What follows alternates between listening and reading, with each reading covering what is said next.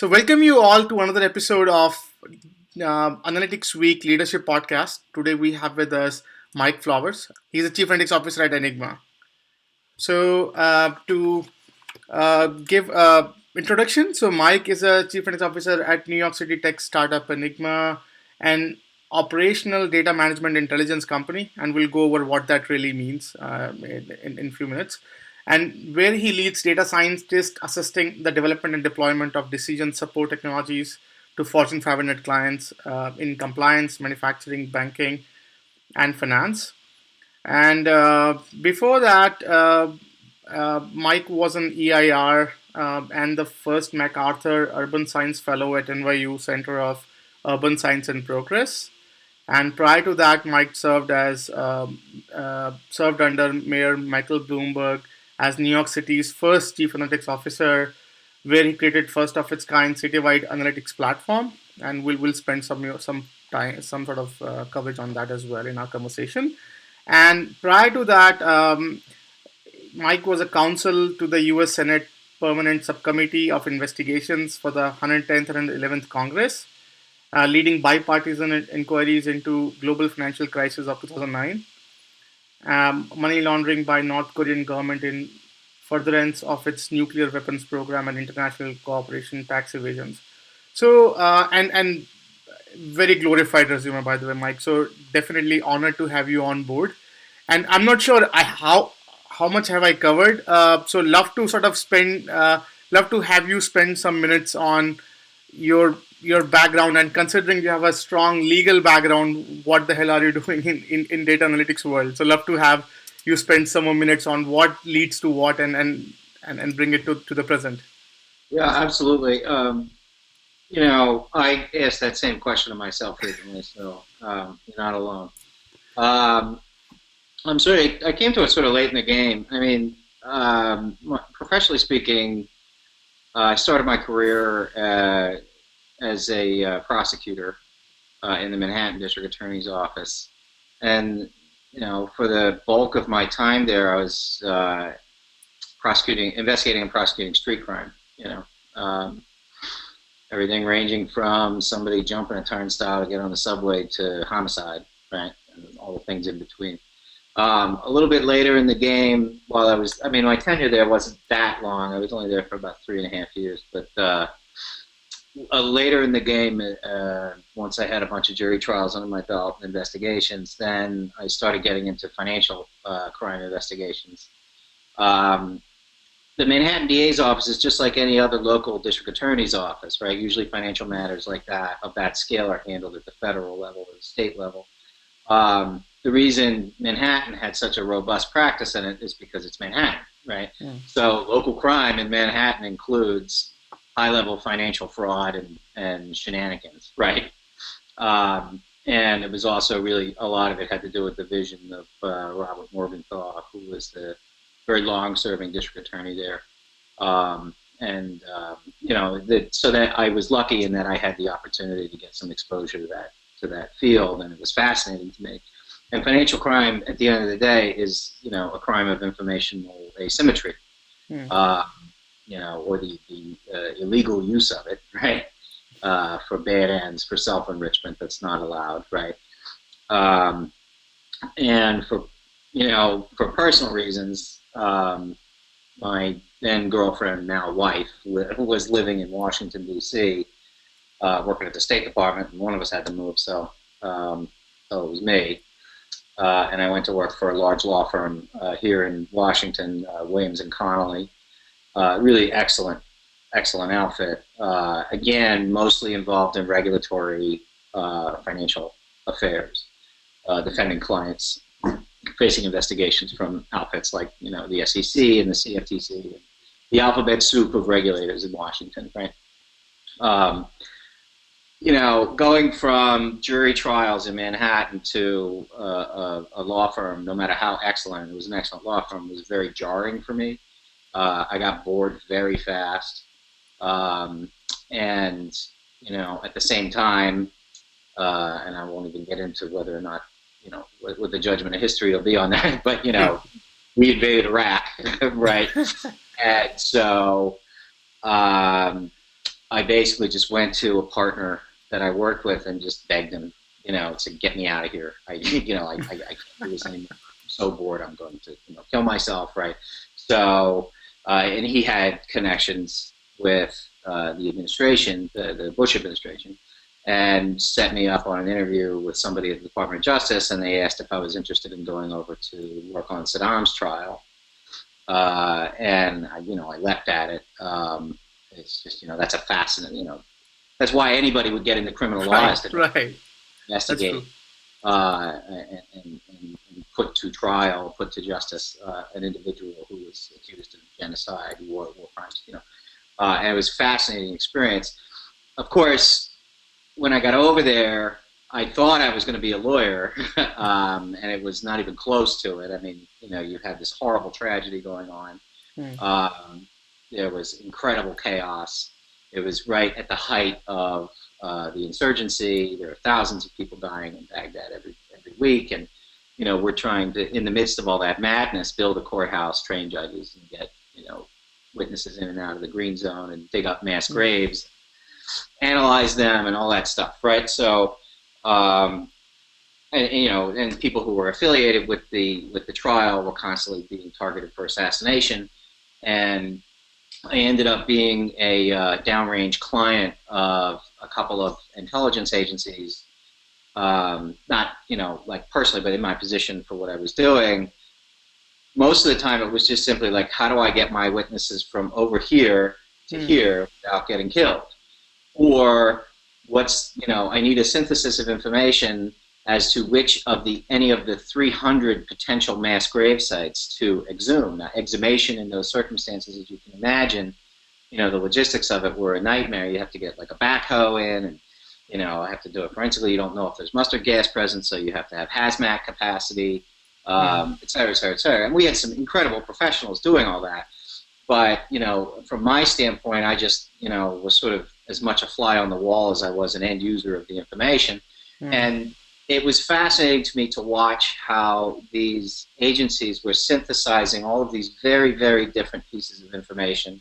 Some geo, some topographical, some human, some as rudimentary as just, population counts based on like very similar to turnstile counts at a stadium, for how many people were moving through different parts of the city at any given time, and then we're giving us an information product, actionable insight, if you will, on how to get those witnesses from A to B without dying, right?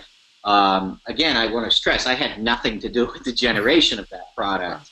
I was a major beneficiary of that product, and I came away from that just fascinated with the fact that they were able to provide such valuable information to us and how they were going about doing it. So when I left Iraq, I spent about 21 months on the ground in Baghdad, and I came back in January of 2007. And at that point, I was, confronted with the challenge of like, okay, what do I do now? That was, a very intense experience. Everything is going to seem kind of boring at this point, right? And again, all this was accidental. Like none of this, I didn't plan any of this, right? It just I just followed what interested me and ended up where I ended up, right? So then I ended up going to the Hill, and that's where I went to the Permanent Subcommittee on Investigations. And it was a really nifty little job. It was unlike anything I'd ever seen before. Congressional investigations their purpose is to drive legislation, right? And that particular subcommittee is a very powerful investigative subcommittee because they have their own subpoena power, unlike every other investigative subcommittee on the Hill, who has to go to the main committee chairs and get subpoenas issued that way. PSI had a long tradition of robustly exercising its investigative authority by virtue of its name, I guess, right? But it also had a lot to do with who was running it, right? It was headed at the time by Senator Levin from Michigan, and he was I just have a lot of respect for him and his staff. He was on the Democratic side, I was on the Republican side. But the tradition on that subcommittee, because it had been run by McCarthy at one point, and McCarthy had abused the crap out of it, right? To go on that communist witch hunt. They changed the rules, and there was a very strong tradition of bipartisanship on that committee, so that we worked very closely together. And during the course of that, we became extremely good friends. I have a great deal of respect for their investigative integrity and professionalism, and just passion for the work. And Levin was very, very interested in financial regulation and financial crimes. I mean, he's sort of a big I'm standing up for the little guy kind of guy. And he, I think, just took extreme offense at some of the more egregious abuses of the financial system, right? We ended up taking very interesting tacks on it. Carl's people came at it from, we need to regulate these institutions more aggressively. From my side of things, I was like, yes, I don't disagree that these incidents were horrifying. We all can agree on that. We'll document it. But on my end, I also feel like that the government botched it too, right? Like, there was, the SEC and the CFTC and, the IRS and all of those agencies that had responsibility to oversee the integrity of the system fell down on the job, in my view, right? And from that wasn't in conflict with anything what Carl was doing. It actually was highly complementary, so that we could propose really like a holistic set of reforms out of that factual nucleus, if that makes any sense. And everybody, I just really liked working with those guys.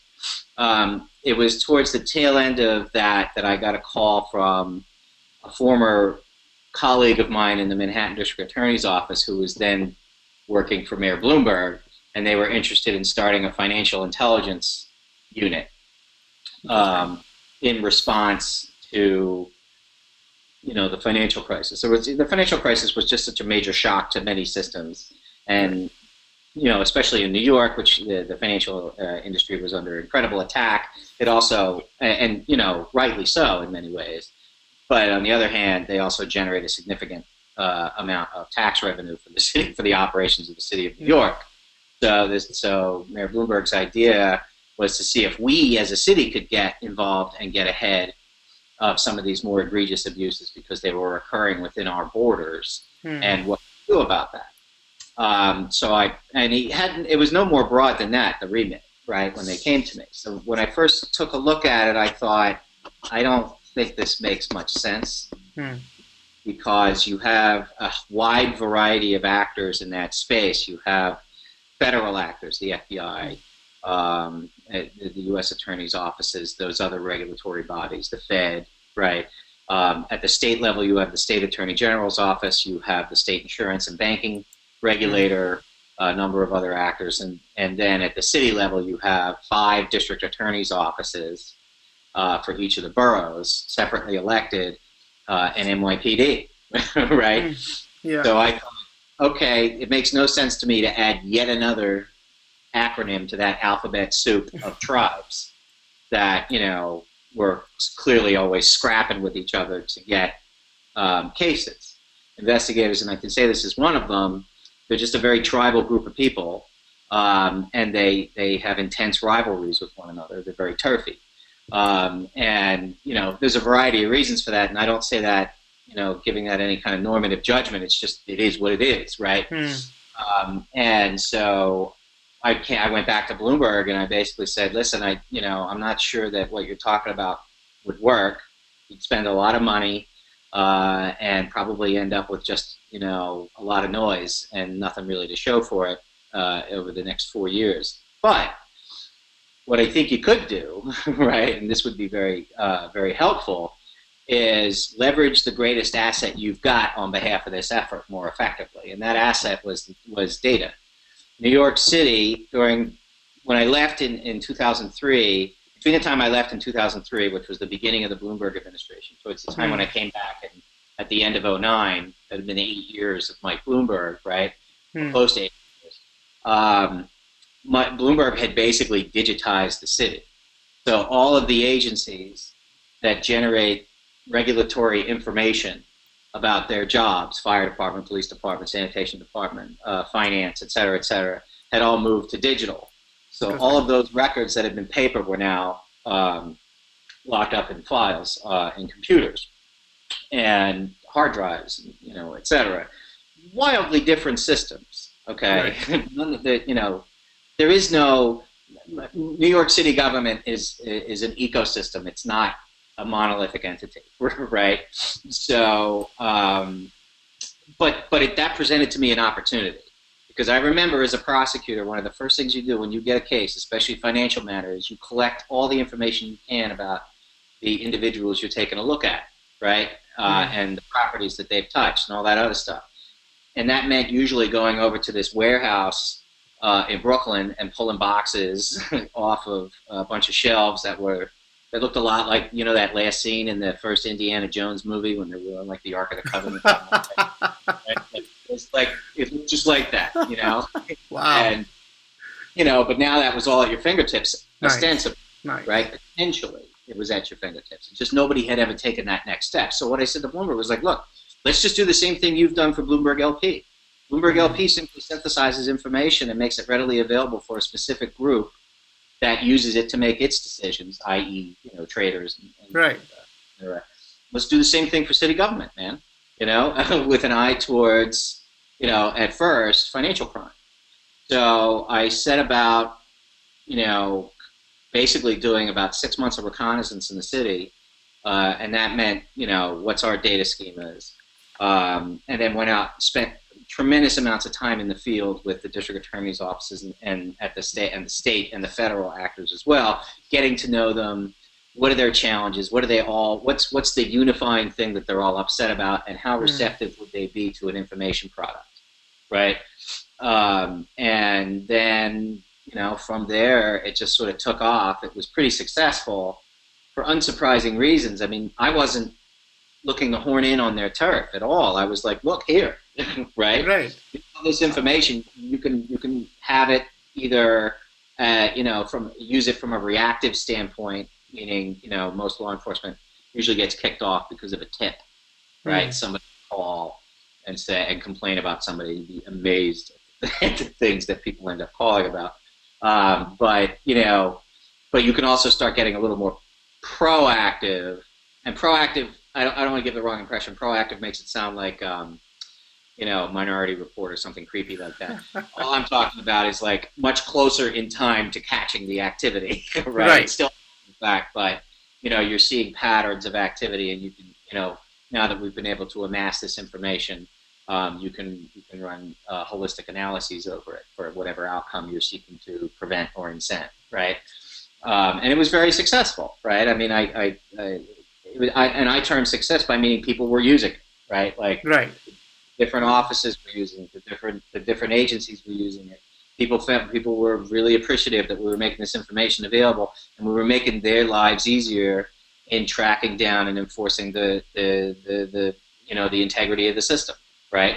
So I felt that, to me, I was like, I declare victory, right? Like That's huge. Yeah. And that, it turns out, unsurprisingly, that nucleus of data can be pivoted to anything, right? Like, if you think about what New York City collects as a city government, it's the most granular stuff imaginable, right? I mean, you got 1 million buildings, you got 4.5 million different units in those buildings, the waste production, all of it, right? And it's all digital, it's all datafied, if you will. And you can use that for things well beyond regulatory enforcement and law enforcement, right? It's just that regulatory, like investigators and law enforcement, they're sort of like the original data scientists. They just don't think of themselves that way, sort of the same way I never thought of myself that way, right? Interesting. Like I said, I was a history major in college, right? Like, I didn't, my math facility is sort of embarrassingly bad, but it was more a matter of like, what can I do with this intelligence? What problems can I throw it at and improve the outcomes, right? And so then at the same time, I'm rambling here and I'm sorry, but there was a series of fires in these buildings that had been illegally converted in 2011, and the mayor was, this is like typical in government, like, oh, well, Mike's got all that information, why don't you deal with it, right? And, I don't have a fire background. So I went about it the same way I went about all the other stuff. I went out in the field and talked to the people involved, and was like, okay, when you go to a place that looks like it's a bad place that might go up, what does it look like, right? And then I had a couple of kids that I had hired off of Craigslist deconstruct that in data, right? Wow. And then we just kind of off of Microsoft Excel spreadsheets came up with a very basic algorithm that risk profiled every building in the city based on 5 years of historical fire outcomes, right? And then we allocated our inspectors there. The way the inspectors used to go out, it was like a first in, first out system. You get a call, you respond to that call. What we started doing was say, okay, I'm not going to get in the way of that. I'm not going to disrupt that. What I am going to do, however, is we're going to risk triage that list you get before you go out to do your inspections for that day based on this algorithm, right? It's a very straightforward algorithm. And we went from, there was like a five-fold increase in the uncovering of really dangerous pyrogenic conditions, overnight. It was immediate, right? And it was tailored.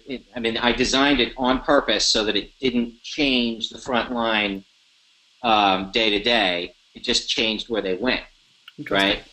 And so it was very easy to adopt. There was no user friction, right? And they loved it, right? And I was also exceedingly respectful of their time and their experience, because I kept over and over again, we kept validating again and again the algorithm against what they were telling us, right? Okay, in the first couple of weeks, you can imagine the melange of types of buildings that there are in New York. So then there's one category of buildings we were having, really bad results with. We weren't doing any better, and in fact doing a little bit worse than what they had been doing for the first couple of cycles. So one of my kids went out with the inspector, and I give this kid a lot of credit. He kept his mouth shut and his ears open, which a lot of people don't do, right? And he said, how, the guy, they get out of the car with the inspector, and the inspector looks at the place. He's like, there's nothing wrong here. It's a waste of time, right? And my analyst basically said, how do you know that? And he said, look, man, the bricks, they're clean. This guy cares about his structure. Why are we here? Right? And I was like, okay, that's a good point. You're right. That we should totally be taking it at now. What does that look like in data? And if you take a look, you can see, how responsible a building owner is based on their permitting history, right? And so we just grabbed the permits, and then immediately saw a boost because we listened to that guy with all the experience, right? Nice. And from there it just kind of took off. So I apologize. It's a very rambling opening. No, I think there's a lot of information, so I do appreciate that. So I think definitely I'll go over your background. So tell me about your journey in Enigma. What Enigma? So I think I read that you are into operational data management and intelligence company. So what really that means when it comes to Enigma, and then what's your role in that in that group? Yeah. So the easiest way to put it is there's a more technological answer, and then there's a more operational answer, right? And so I'm going to try and give both. I know that I'm like the worst elevator pitch guy that ever lived, right? Essentially, it's just decision support, right? Decision support through data. So what does that mean?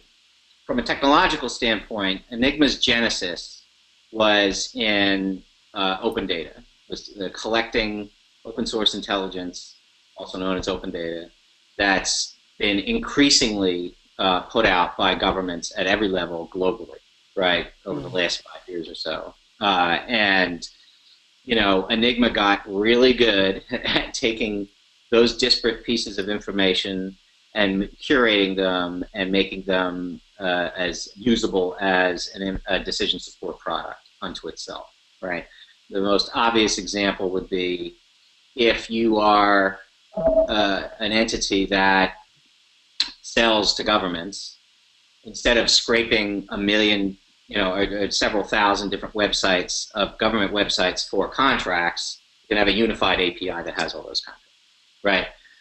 It's just that the government in Indonesia and the government in the Philippines and the government in the state of Kentucky all use different ontologies for the word contract, right?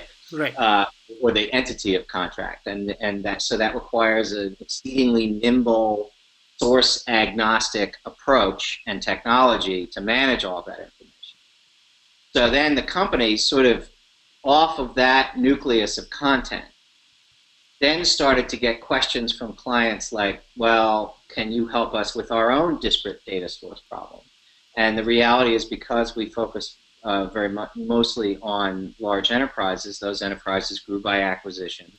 So there's no such thing as, the IT system for American Express, right? It's like a system of systems, just like New York City, right? And just like anywhere else.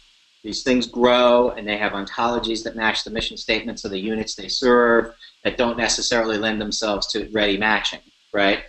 And it just turns out that not only were we able to turn open data at Enigma into a content product, a decision product just by content, but we were also able to use it to a certain degree as like a public parkour course to develop technologies that are in fact ontology agnostic and pegged to the needs of the questioner, so that not just the input but the output respects the ontology requirements of the questioner, right? And because that ontology management is based off of a very dynamic bulk of intelligence, all that public data, that it's constantly reflective of the world, which that data purports to reflect. So, that gets us to sort of the problem-solving bit. So on the one hand, you've got content that's available from open source intelligence being directly fed into, more sophisticated end users for the most part, like hedge funds, as you can imagine, a number of other actors. But then from a business decision standpoint, if you're trying to optimize the allocation of your limited resources to get the biggest bang for your dollar, then there are all kinds of tweaks that you can make once you get your arms around your own information. So you have to make that information liquid, and it has to be responsive to the needs of the individual askers, whether be they tactical on the ground or strategic in management, right? And so that's what we do, right? Interesting. And what's your typical roles? Like, what does a chief analytics officer in a product like company like Enigma means, really? So I think that's an excellent question, and when I have struggle answering it, because a chief analytics officer inside a large enterprise, I know that I had that job. I know what's required of it, right? And it's really about information liberation, right? So that you can get information into the hands of people that can use it to do things better for the company, right? For the organization. That's what a CAO should be doing if they're a CAO at a Merck or a Pfizer or wherever, right? That's their job. They also have other titles like chief data officer or whatever, but mostly that's what their job is, right? Or it should be anyway. At Enigma, it's more as the ultimate empath for such activity, right? So my role, because Enigma itself is exceedingly data sophisticated, of course, right? I mean, this is what we do. So we don't have silo problems, right? What we do instead is try and help our clients figure out how to synthesize the cultural, legal, political, and technological challenges they face to bringing all of that information together and making it an enterprise asset, right? So a lot of it, half the time it's just use casing, right? So I'll be working with a client and kind of take a good long survey of the process they're seeking to optimize or the problem they're seeking to solve. And then I'll basically think about, okay, how best could Enigma deploy its products in a way that gets you immediate return, but also long-term return, right? Interesting. So it's a fun job, I gotta admit. Right. I mean, you run around just solving problems. And you solve problems in a way that's sustainable and not in such a way that they have to keep coming back to you for consultant-style advice, if that makes any sense. Interesting. So how much of your job is like customer-facing versus in-facing? I'd say about 75-25. Okay, interesting. So I think one very fascinating thing that sort of that I captured from your sort of your background is your extensive work with legal structure and making those capabilities stand out. And I think we, as a community, we spoke with FDNY, and we also spoke with Atlanta, like those city officials, and they, I think they're miles apart, right? So getting something done in a very such in sort of very regulated body like government is a nightmare, right? So getting something off the ground and getting all the supports and getting all the blessings, it will take forever. So what are some of your sort of key hacks or key findings that you have sort of leveraged? And considering that definitely New York is way ahead in their game, considering any other city, because they should be. But what are some of the things that you have faced, and sort of how you have come across some of those roadblocks, so as to speak, as working with the government body and getting something radical across? Yeah, and it's an excellent question. I mean, I think the condition. I realized how lucky I was to be in New York because Mike Bloomberg was there, right? He was just a fantastic manager, very sophisticated. He hired very smart people. Not that sounds self-serving, but like most of my colleagues is really what I'm referring to. But and then he gave them a long leash to go out and do good work, and he backed them up, and he was always supportive, right? I mean, he's the best manager I ever worked for, or best executive I ever worked for, and it's not even like close, right?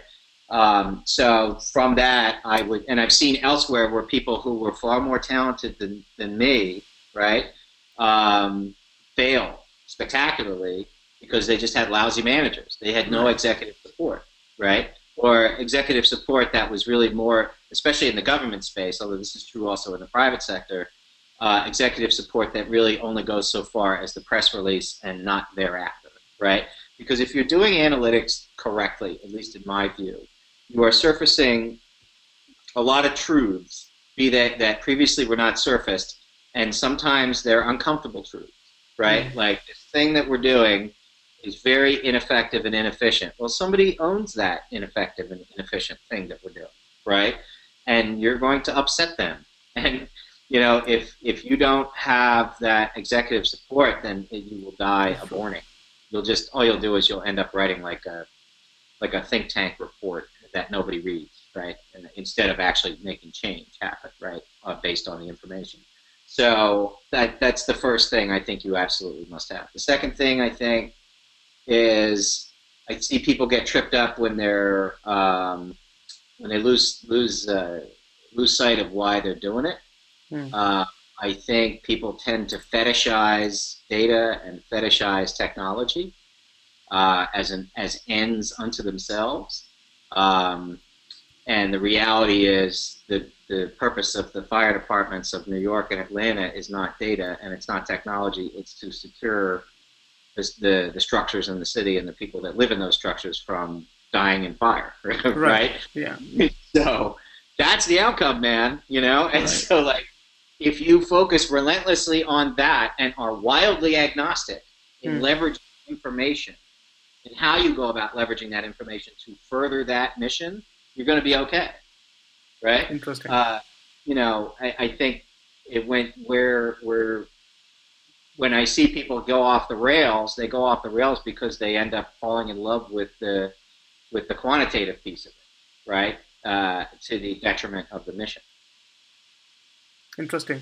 Definitely. Thank you so much for sharing that. So let's talk about data bridge. And I think you did briefly touched upon when you were describing your background. So what exactly was the NYC data bridge and that platform that you referred to, and how do you come about sort of creating? And I think it almost sounds like a center of excellence in many ways.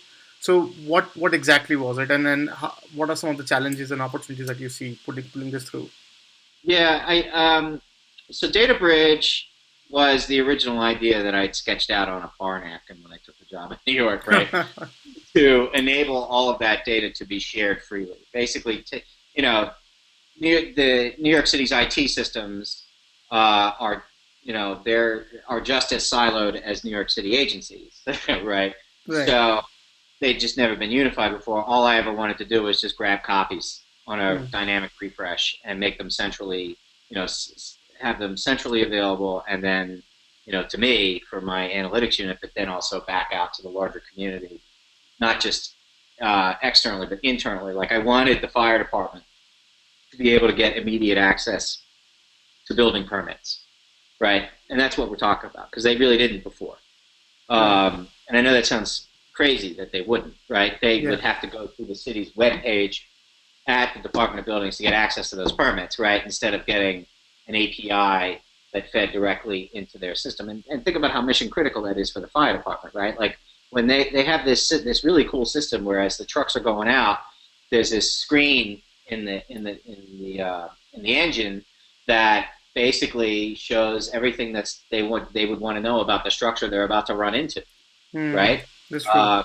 And so to be able to make data from a bunch of different agencies that speaks to that building structure or building condition liquid and leverageable by those people is an amazing, great thing, right? So DataBridge was born really of a desire to nuke the firewalls between agency intelligence while still respecting agency culture. And I think that's an important thing to remember.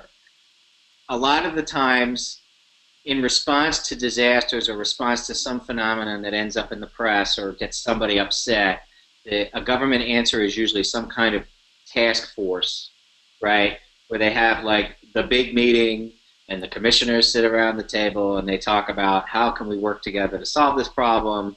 And then like a month later, there's nothing out of it except maybe a report that nobody reads, right? And I know that sounds harsh, but I spent 25 years in the public sector. And I saw it over and over and over again, right?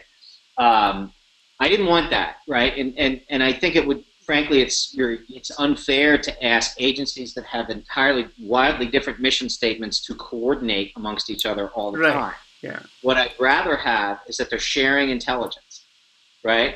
So that the fire department can leverage what the finance department knows without getting in the finance department's way and without causing the fire department to do differently in the field tactically what they're so good at doing, right? That's leveraging information. That's liquid data, right? That doesn't get in the way of the agencies doing the jobs that they're set up to do. And for what it's worth, that exact same dynamic, I've seen it replicated in every client we have. And we're able to take information from other places, like these, company, the private sector. Private sector isn't any more functional than government. They're just less public about it, right? So, the government, unfortunately, has to be nauseatingly public with how dysfunctional it is. But, giant organizations are just as dysfunctional, for the most part. No, I think you are absolutely right. So, one of the interesting conversations that I recall from, I think way back in a bunch of friends in DC, and how they were sort of crying out loud on how agencies are not talking to each other and sort of they're having a nightmare in getting any information, which is like minuscule in importance, but it's just they don't even think about because it's a nightmare to pull that thing through. So because it's their job. Yeah. So if you're calling another agency for information, they're like, well, this doesn't really help me do my mission, so I don't care. Right. Right. Yeah. Right. Exactly. I'm not saying that's the right attitude. What I am saying, it is what it is. Right.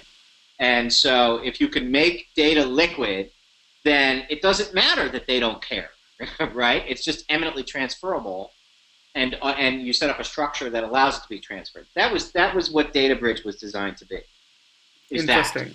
I don't anymore want to have to rely on the fact that I have a good friend who works at the Department of Buildings, and I can call her on Tuesday and get a spreadsheet sent to me by email because we're on good terms, right? Because she'll do. And think so. Like from your DC days, right? So what do you think? How far are we from sort of this liquefying data phenomena, right? I think so. There are two school of thoughts that are very very evident. So one is agencies not sharing information and it's costing them through the roof to doing the same research and again.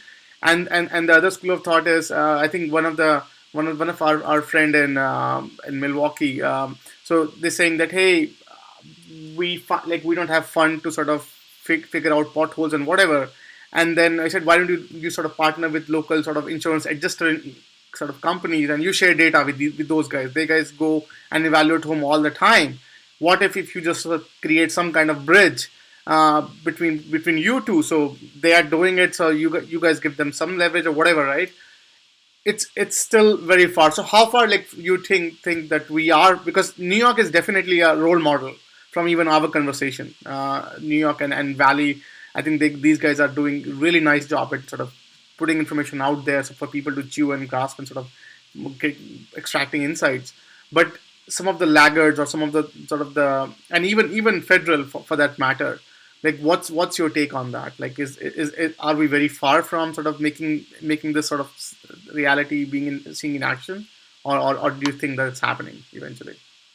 So I think there's been, I guess, I think it's on the right side of history, right? I think we're going to get there, but I don't think it's going to be anytime soon, Oh, right? interesting.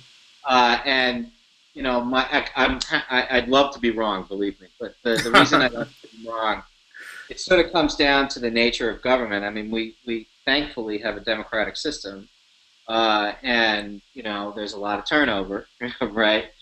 Electoral turnover, Right. and the time those people aren't elected for technocratic managerial excellence, they're elected for policy reasons that resonate with whatever the voter is thinking of that moment, right?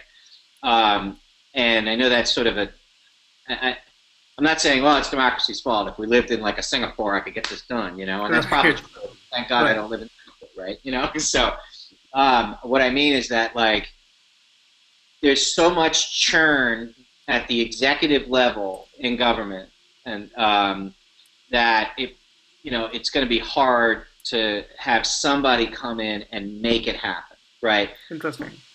At the civil service level, those guys stick around forever, and Right. for the most part, tend to be sort of almost indifferent as to who the electeds are. That's certainly true at the local level. It's probably less true at the federal level, Right. and this somewhere in between with the states, I guess.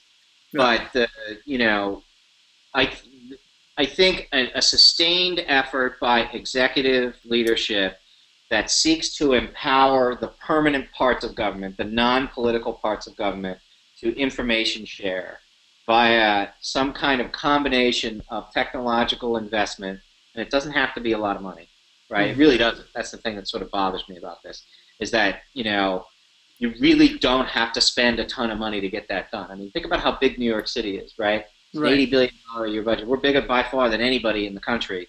And Data Bridge costs $5 million, which is, I know that sounds like a lot of money, but it's really not, because we leverage off-the-shelf options. I mean, I want to make clear, Data Bridge is a Frankenstein monster. I built it the way I built it because there were existing capacities that I could stitch together, right? Nice. Yeah. And that was the cheapest way to go. And so I felt, like if I'm going to get a check cut from the Office of Management and Budget, I'm going to have to go as low as I can. And there's a lot of challenges with that. I think it's very clunky. It doesn't live up anywhere near to what the way I ideated it, but it's still a hell of a lot better than what was there in terms of information sharing, right?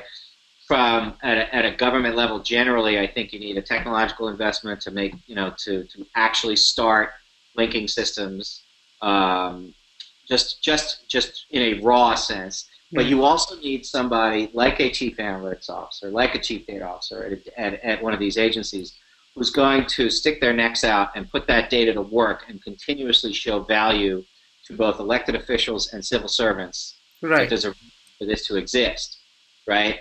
I think if you don't do both, then it just won't go forward. And that's why I think it's so rare, is that it's really rare to find people who are willing to sink the capital into the idea wisely, not wastefully, right? But that are also capable of not just saying, hey, we built this thing and now we're brilliant, right? But rather putting it to work, constantly iterating, making it resonate with all the stakeholders on a regular basis so that you're constantly showing value. Interesting. Right? Interesting. And then the last piece, by the way, is I think the other part of this, I held the title Chief Open Platform Officer towards the tail end of my tenure with the city, in addition to the other titles I had. To tell you something about how much titles mean, right? I had like 4 of them, and I didn't get a pay raise on any one of those things. But my view of the open data piece of it was like, well, I'm just going to take DataBridge and make it public, right? And that way they won't be able to backslide if there's a change in election, right? Right. That's interesting. But think about that. New York City has a very, very noisy, aggressive local press. That's That's true. not true in most places. That's true. So I could rely on the New York City journalistic community doing its job, which is to just be pains, Right. right? Um, they do it well, and I have much respect for them, to ensure that the following administration, the de Blasio administration, which was markedly different Right. ideologically from Mike Bloomberg, didn't toss data out the window, Wow. right? And we did that in part by making everything we did nauseatingly transparent to the public. And I Interesting. think, you know, that the fact that I could fall back on a press dynamic was a big deal. I don't think that's true in a lot of other cities because of the collapse of local press. No, I think you're absolutely right. And so now let's spend a few minutes on Enigma clients, right? So you said 500 Fortune 500 clients, and they are no different than government in many aspects. Right? The higher on the ladder you are, the more sort of it's difficult for you to sort of make those swift changes or whatever, right? So it's very difficult to get anything done. So what are some of the challenges that you see in your Enigma vision, like, or your Enigma sort of side of story of interacting with these businesses on how they are dealing with data and analytics problems, like a couple of challenges there that you see. Yeah, I mean, I think honestly, we've been incredibly lucky to get the clients we have. I mean, you're always lucky to have a good client, right? But like Right. in this, Yeah. like I love this specific clients that we have because they don't think they know everything, but they also aren't willing to tolerate something that doesn't bring value. Nice. And but they are also exceedingly eager. They see the promise and the potential in their own data in addition to the public data, right? So as a threshold matter, I think we're really lucky to have the clients we have. The problems solution arc is almost exactly the same as it was for me in New York City, right? Usually it starts out there's a discrete decision problem that data science can be brought to bear on to assist, Right. right? It could be, I can't go too into it because we have privacy agreements with them, Right. but and confidentiality agreements with them. But they're fairly discrete. Like we have this much lift, and we're throwing this much um, resources at it, and we're not getting enough return. How do I get better return on this specific thing, right? And that honestly, that product is a very straightforward information product. There'll be Hmm. one of our data scientists will take a look. We'll sit down, get to know the teams involved, and just come and basically give them a deliverable that tells them, this is what you should be doing, right? But if you want to do it at scale, you're going to need a technology deployment, right? Interesting. Uh, and so then from there, it just iterates and iterates, and then all of a sudden you're deploying data liquefaction, I guess is a better term for it. We have like a sort of an ETL tool called the ETL-like management tool called ParseKit that is source agnostic. Hmm. And so that's your first step in data liquidity. But then there's also, we're really, really big into workflow optimization. Yeah. And again, like the city, right? Like, let me Yeah. take these inspectors and send them to the right places without disturbing their workflow and without disturbing the IT infrastructure of the organization. It's the exact same thing we do at Enigma, right? Which is like, we start off with this problem, then we realize we want to scale because it had immediate benefit. Well, there's a technology piece of that, and we're also going to make it slip seamlessly into your current workflow so it doesn't disrupt the organization. And the technology itself does not require any additional support resources than any existing Fortune 500 company would already have, right? So they've already got the people on staff that can manage. It's an open ecosystem. Interesting. Enigma's technology is exceedingly open and extensible. We actually have sort of the I don't know what the polar opposite of vendor lock-in is, but it's like open jail cell, right? Like we play well with any system, and we encourage people to bring to bear whatever tools they've already got. We just make them easier to use because we make the data transfer more readily. Interesting. Uh, and then there's a subject matter piece of this too, and this sort of gets me back Hmm. to regulation, right, and financial stuff.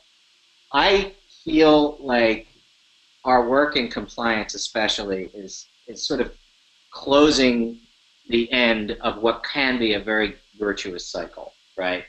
If you think about public data is by and large generated for the most part due to regulatory or statutory obligation, right? Right. Somebody is being told to produce this information for the purposes of compliance with some statute or some regulation, right? Right. And then we take that content that's generated from that, but we also take the technology we've developed off of how to manage that and then deploy it back into a regulatory environment for a client. And now the client's workflow for regulatory compliance is exceedingly optimized. The information is exceedingly on tap, and you're eliminating the drudgery that those compliance officers have to go through to get the information in one place so they can really bring their true expertise to bear on how to be the most compliant entity they can be. And to me, I love it because I have so much respect for investigative and regulatory compliance personnel because I'm one of them. Right. And interesting. These are people that are really, really good at looking for outliers, right? Yeah. And then acting. All I want to do is make their lives easier by making the information that gets to them liquid.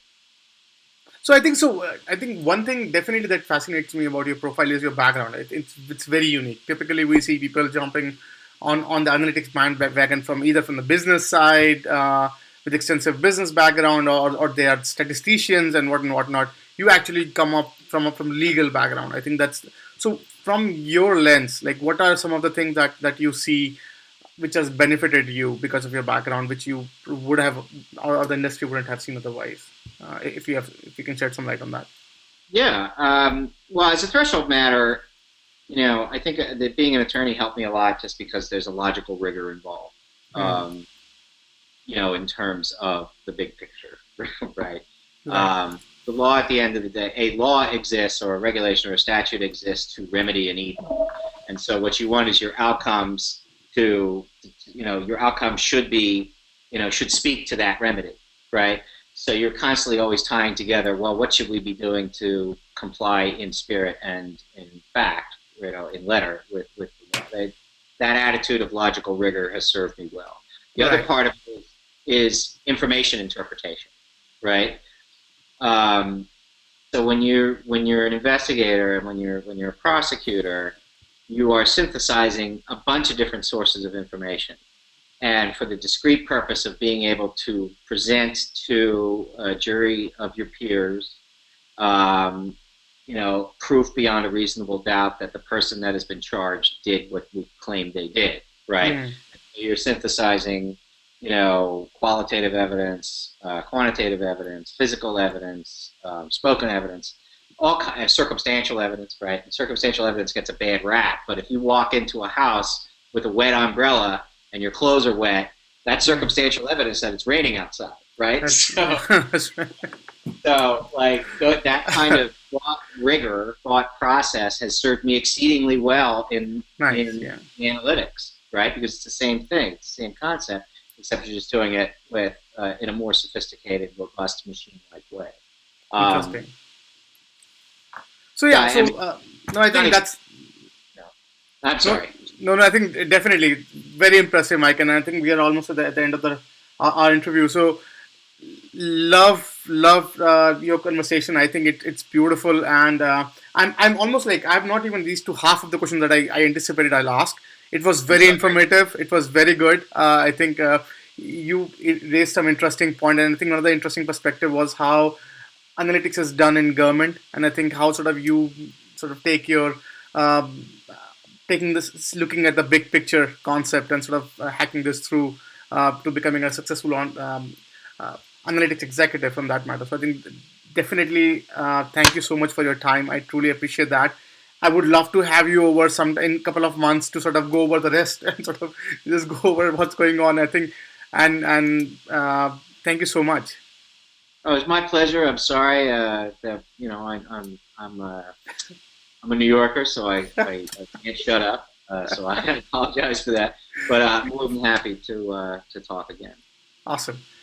Yeah. I thought I was sick of home, but actually I was homesick. Never really knew that I would have to grow up so quick. I'm so uncomfortable, don't know anybody here. Just a couple dudes that I met once, that's it. And I go into the booth feeling nervous. Got butterflies in my stomach like I'm so worthless. Is the mic on? I don't know how to work this. Inside I'm breaking down, I hope I'm not up on a